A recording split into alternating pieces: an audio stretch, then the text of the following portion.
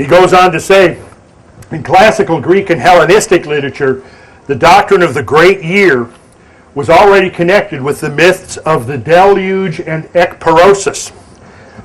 We know what the deluge is, that's the flood. What's ekperosis? Exodus. What did you say? Exodus. No. Good guess. Ekperosis. Look at the root. Pyro. What's pyro? Fire. So we've got the destruction of the world by water. We've got the destruction of the world by fire. Another universal concept handed down from millennia ago. These alternating destructions. These catastrophes were supposed to return periodically when the planets came together in certain signs of the zodiac. In the Persian system, we still find the deluge connected with a conjunction of the planets. There's been some very interesting scientific work now that does lead us directly to the conclusion that alignments of the planets play a direct role on phenomena down here on the surface of this planet that we live on. We'll get to that in a few minutes. So in terms of the cyclic changes of the great year, alternating between the winter and summer of the great year, I've got a simple graphic up here which is essentially the world as it would now appear, and it has more or less appeared during the Holocene. I don't know how well you can see this, but you've got North America there. Greenland is the big island right there. There's the peninsula of Florida. There's the Appalachians.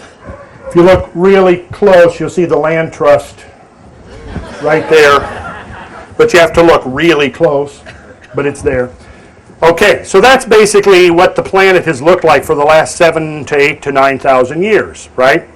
Okay, now if we had a time machine and we could start going back in time, what we would discover is that if we went back by millennial steps and mapped the planet, it wouldn't change a whole lot every millennium till we hit about 10,000 years ago.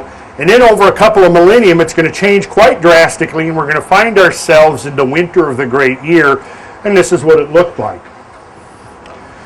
If you traveled north from here up to the Ohio River, you'd discover that before you got to it, you'd be traversing tundra. You may have to, on your way, fight your way through herds of mastodons and woolly mammoths, perhaps deal with a giant cave bear or a saber-toothed cat in the process.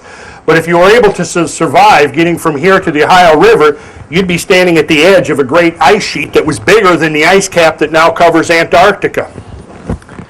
Now, this is essentially what the planet would have looked like maybe 13,000 years ago, and a mere 3,000 or 4,000 years later, it looked like this. See, we got a problem now, and here's the problem. Physicists recognized this problem as early as the 70s. Prior to the advent of radiocarbon dating, it was believed that an ice age was something that lasted for 100 to 150,000 years, and it took 30 or 40,000 years for the planet to slowly move into an ice age and an equivalent amount of time to move out of an ice age. Well, with the data we now have in hand, it's apparent that a mere 26,000 years ago, the planet looked like that. A couple of thousand years later, it looked like this. Now, even in the 70s, when they were still assuming that it was a 20,000 year process, they came up with what they referred to as the energy paradox. And they said, you know what, it takes a certain amount of thermal energy, a certain amount of calories of heat to melt a given mass of ice. And given that we've got approximately 7 million cubic miles of ice piled up here, it's going to take a hell of a lot of heat to melt that ice. So they started doing some computer modeling to try to figure out how much heat it would take to melt the ice, and the assumption was about 20,000 years. And what they did was they used the present-day average temperature of Canada, and they said if we were to take that ice sheet from, obviously the only modern analog to what we're seeing right here for the climate of Canada and the northern United States is the South Pole, the friggin' South Pole, right? Well, if we change the climate of northern North America right there from a polar climate to the temperate climate or boreal climate that's there now, how long would it take to melt that ice mass? And the answer was 40 to 50,000 years. So then they said, well, what would happen if we used the greatest, most maximum amount of heat energy available on Earth, which would be the tropical oceans? Like, what if we could take that ice cap and move it to the tropical ocean and give that much heat?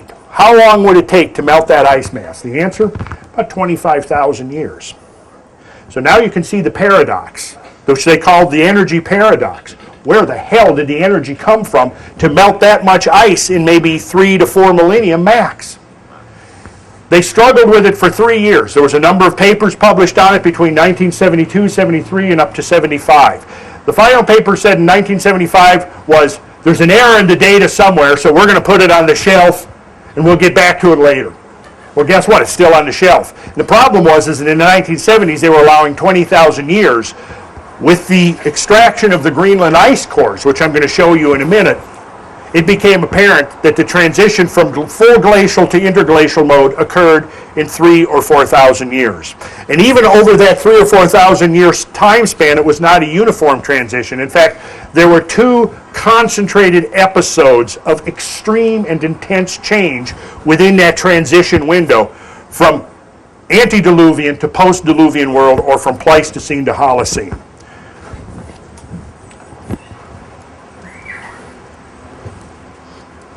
All right, this is just another graphic to help clarify. This is looking at just the North American continent here. This wasn't even the ice sheet at its maximum. Here is a generalized temperature curve from actually coral reef studies in the Caribbean, and taking the Caribbean as a proxy for basically for sea surface temperature in the Atlantic Ocean. And if you look at this, it says sea surface temperature graph as a proxy for global climate change, clearly displays a regular succession of glacial and interglacial ages throughout the late Quaternary. The lower the troughs represent glacial ages and the peaks represent interglacial ages. That's where we are right now. Now, of course, this graph is actually about 30 years old, and we have much more accurate graphs, which I'm going to show you in a minute.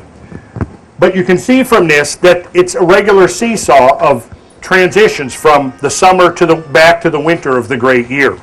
If I put in a normalized line of present temperature, you can see that of the last 400,000 years, the climate has spent most of the time much colder than it is right now.